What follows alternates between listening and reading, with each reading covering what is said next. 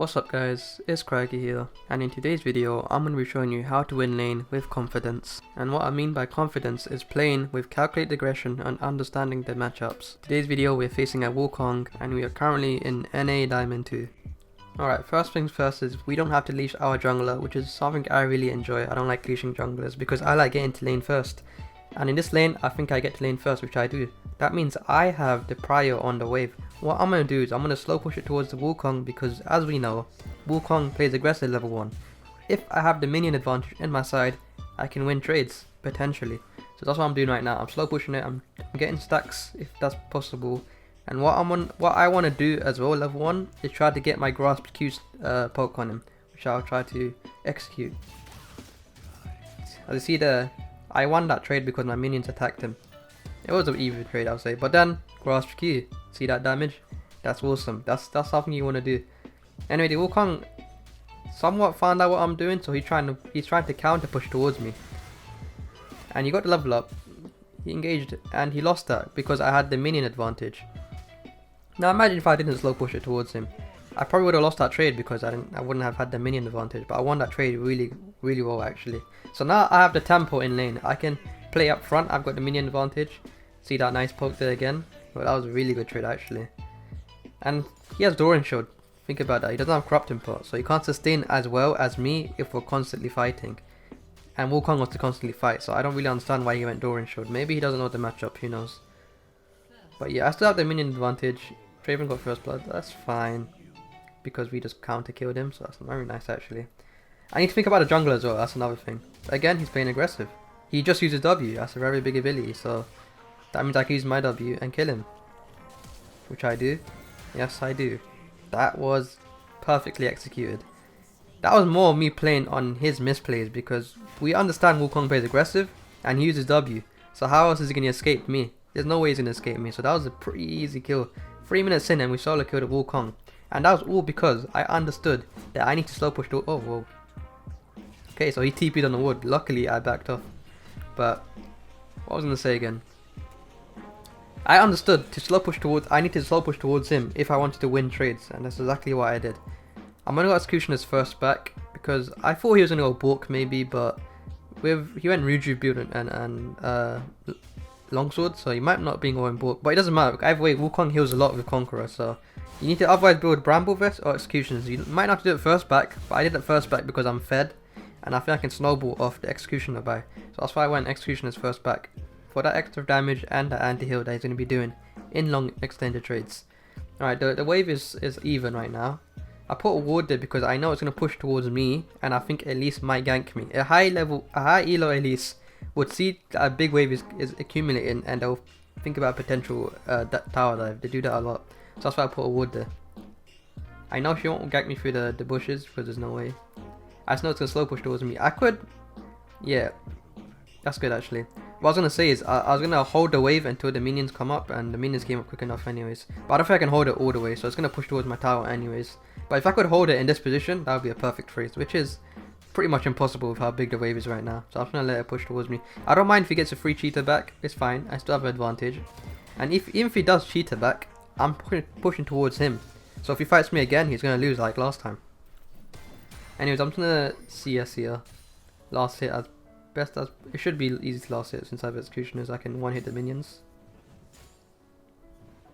Okay, I didn't get all the minions. That's a bit of a yikes there.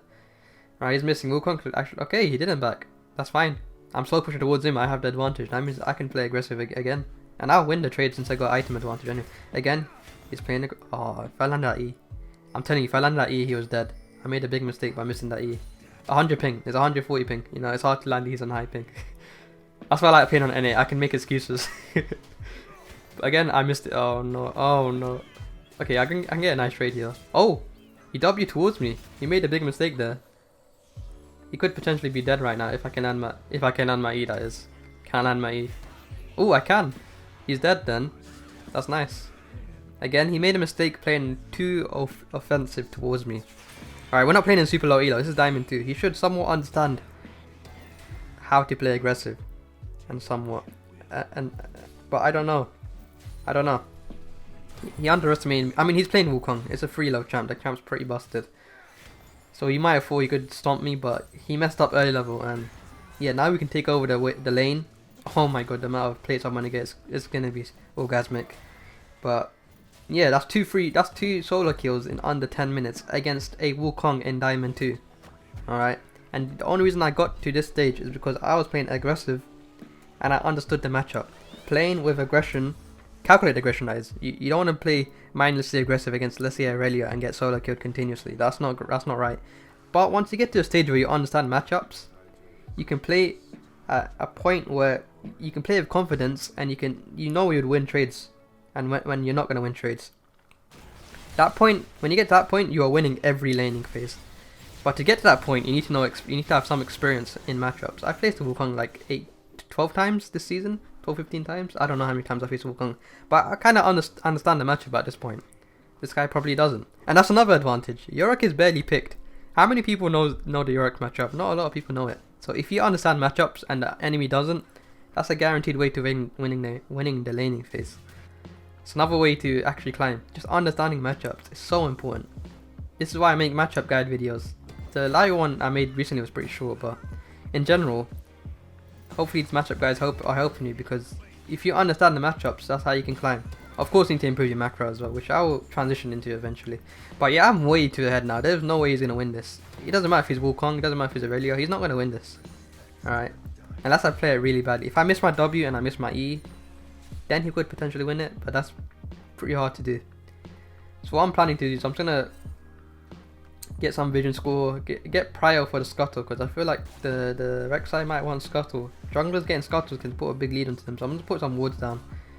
Actually, I'm going to take it. Wow, that's pretty greedy. Actually, no, I'm not taking it. I want to help the mid laner, but she gets free-manned, which is unfortunate. We could do a play here, though. We could do a very good play. I am strong. Okay, get the Elise. Okay, she flashed. That's good. That's good. I'm going back to the top lane. If my jungler does not take the Scuttle, I'm going to take it later on, because I'm saving the Scuttle for the jungler. But if he doesn't take it, I might as well take it. You know, it's free real estate. So I'm going to go back and take that bigger wave instead. We don't have time to take Scuttle now. We're not too quick enough to do it. I got TP, but that's not a good vision. There's no good wards to TP bot lane. If there was a ward, let's say in the bush behind them, I would have TP'd bot lane. But there's no point TPing on the minion right in front of them, because they'll react to it too quickly. It doesn't matter. What's her name again? Kai'Sa was on a rampage, so we're winning from top and bot lane. You don't see that often. Mid lane's going even, jungle's a bit even as well.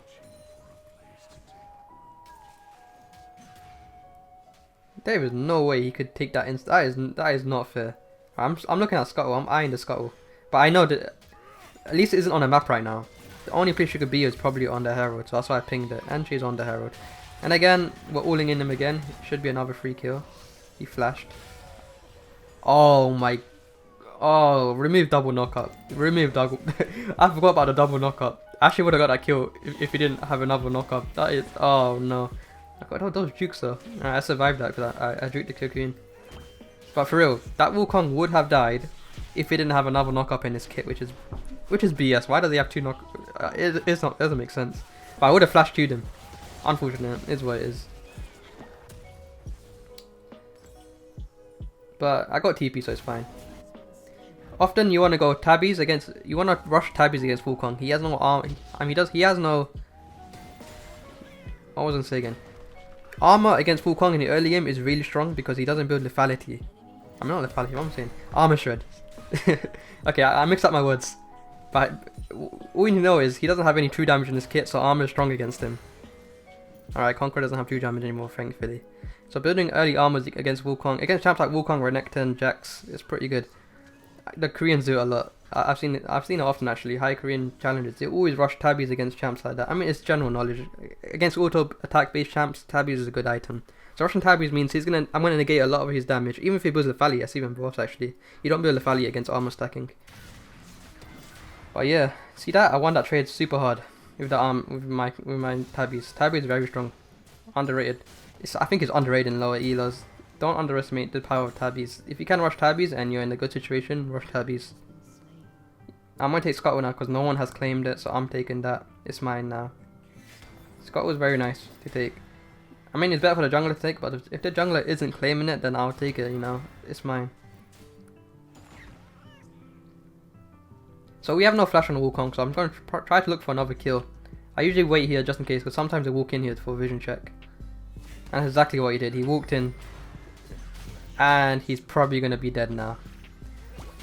He needed to put that ward down, and now he's dead. Alright. Oh, wait. There's no way he survived. Now he's dead. It's pretty cheesy, but often they do that. They'll walk right into that bush to ward it. I mean, it makes sense. They probably think you roamed, and they want to put that ward down to see if you're coming back. Pretty cheesy, but hey, it works. I just missed that cannon. I mean, it's a free tower. We got a cannon wave. We got demolish. Maiden doesn't die as quick as usual because of the buff.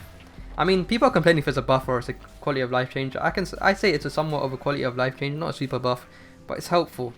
Like usually, Maiden would die a lot easier if it wasn't for this quality of life change. So it's somewhat of a buff.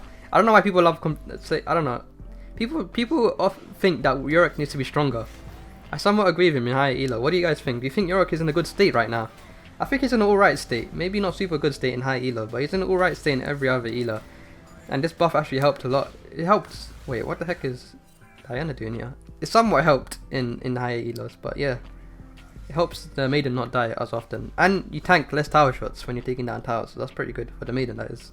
But yeah, what do you guys think about the state of Yorick? Let me know.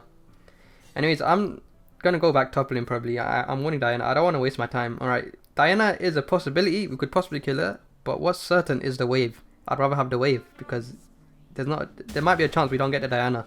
So I'm taking the wave instead. It's free XP, free gold, you know. XP and gold is very important. You don't want to be missing out on XP and gold. That's the #1 way to throw a game. Even if I'm 3 kills ahead, if I got the tower, if I'm missing out waves, I'm possibly getting behind. So make sure you pick up waves even though you're ahead. Very important. Let my jungler know just in case he roams. Oh, damn, he just got destroyed. I'm gonna try to... If she oversaves, she's basically dead. She is greeding for that wave. She's dead. What a greedy mid laner. Oh, minion block. God damn. I'm still gonna catch her up because I got Phage Rush. Not Phage Rush, I got Phage. Phage gives extra movement speed when you attack minions. So I caught up with her and killed her. This is a very extended fight, but yeah, she died eventually. Mid lane, I mean bot lane is fine. Bot lane is winning pretty hard actually. Mid lane is somewhat struggling, jungle is even. I'll push his wave out. Karma is claiming the top wave, so that's fine. I'll just push out the mid wave. Possibly get some plays. Nope, I can't because it's 14 minutes now. Unfortunate. Maybe I could get a tower though. Actually, I could destroy this tower with demolish. Use my W because I say this often, but new people are watching this video. I know some of you aren't seasoned to the Yorick plays, but the new people that are watching it, if you use your W if you use a W on the tower, like as soon as the tower is aggroing finishes aggroing the minions, the ghouls, it will target the W. So you actually tank an extra tower shot with the W. So let me show you an example. Let's say we go up to a tower, we have 4 ghouls up, wait for the ghouls to die. When the last ghoul is about to die, use your W, and the tower will target the W, and then it will target your ghouls. I mean your maiden. Sorry, I mixed up the words there. That makes sense. So if you have 4 ghouls in the tower, let the tower kill the ghouls, then use your W, and then back off after after the maiden's getting thingy aggroed. Anyway, 2 pink ones right next to each other. What is this? Need to clear this. Good vision score. That's what we need. I just saw my top laner, my mid laner die, so I'm gonna probably roam top since someone's gonna claim it. Always love claiming those waves, man. Claiming free CS. If there was a Grump, I would have taken Grump as well. You claim everything. That's how you carry games. I'm not gonna... Alright, usually the ADC would not be alone unless he's griefing, so I'm not gonna play aggressive into him. If I knew the ADC was alone, 100%, I would have ran into that Draven straight up. But we don't know if he's alone. We know Kalista is mid, but we don't know where Wukong is or the jungler. But anyway, he's backed off, so I'm gonna push this off and possibly get Herald. That'll be nice objective to get. Herald is very important actually. But I don't want to do it alone because it's time consuming, to be honest with you. Okay, Alistar, stop his back. Get some vision down, then we can start Herald. I don't really like doing Herald alone. You can do it alone, but it's too time consuming. I could be catching waves whilst doing Herald. It's kind of annoying. Alright, you're scared of Elisa. We could do Herald now because it's all backed off. I just want someone to help me. That's pretty much it. Alright, we got jungle help, so that's good. Take this Herald. I want to take the Herald and pop it top lane. Because Dragon's about to come up. And if I distract people with the Herald, we can get a free dragon. That's my thought process behind this. If no one answers me, then I get towers. So, yeah. I'm going to stay top lane. I got TP as well, so if anything goes bad, I can TP and help my team out. Unfortunately, we lost tier 1, but that's fine. That tower's going to go down anyways, eventually, so it's all good. Alright, he died, that's nice. Don't forget, claim everything. Claim everything.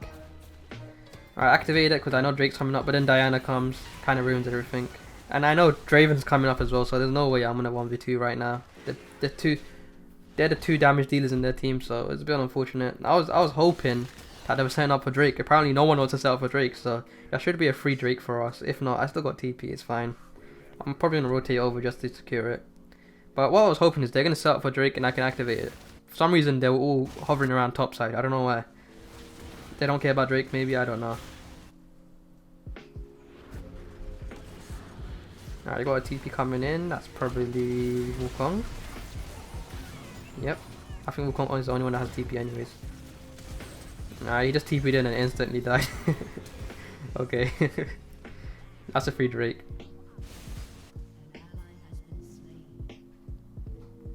Can't underestimate Draven. I swear Draven is strong. I can 1v1 him though, but I swear a good Draven that knows how to kite you out is very scary actually. Let's hopefully this one doesn't know how to kite me out. I wouldn't often try to 1v1 Draven unless I have Maiden. Alright, land my E, W. As soon as I land my W, it's a death sentence. Alright, I land my W. Me landing my W denied his axes. So it was a death sentence. Most ADCs, if you can land your W, they can't move anyway. Aphelios, Draven, Jinx, who else? All the immobile ones. Maybe not Tristana and Kai'Sa, but all the other immobile ones. I love playing against them. Ashe, another one. I love playing against these type of ADCs because once you land the W, they can't go anywhere and you can basically destroy them. Anyway, you're going to claim top wave. Let my Karma go bot and 1v1 the Wukong. He should be able to... Wukong has really low base MR, right? So it should be an easy 1v1 situation for the Karma. Since he's basically full AP. I take the top wave. Well, I should be also taking Grump, but I feel like my Rek'Sai is going to be pretty salty if I take his jungle because he's coming up top side, right? So I might not take his jungle. But if he doesn't want it, I'll take it. Usually they want to do full clears when they come like that. Since all his jungle camps are coming up as well. Alright, someone just put a ward there. Nah, it's a bit dangerous. Oh!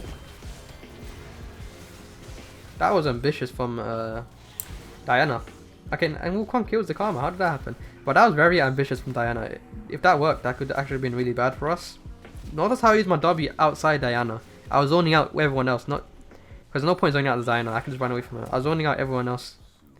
If I didn't use my W correctly, the Elise would have spider webbed over, I don't know what you call it, but she would have jumped over and she would have killed me. Luckily I used my W correctly. Karma dies 1v1, so I have to go and claim bot wave as well, which is fine. I'm not complaining. I'll take the wave, it's so good. Maintaining like a 9 CS per minute right now, so it's so good. I love claiming waves. And yeah, I've been doing OP.GG reviews on my stream, and that's one thing I kind of recognize. One of the main things is people don't claim waves enough because the CS per minute is always low. You want to maintain a 7+ CS per minute, unless it's like a Clown Fiesta, you might be like 6 CS per minute. But in the majority of games, you want to have at least a 7+ CS per minute. It's not too hard as a Yorick, especially if you're claiming waves like I am, or if you're sending your ghouls down to the side lanes. Like, it's really not hard to have a high CS per minute on Yorick. That's one thing I like about this champ. It's very easy to CS and take a lot of waves, and especially with the ghouls. Ghouls are like passive income. They do it for you. You just chill. Okay, Wukong.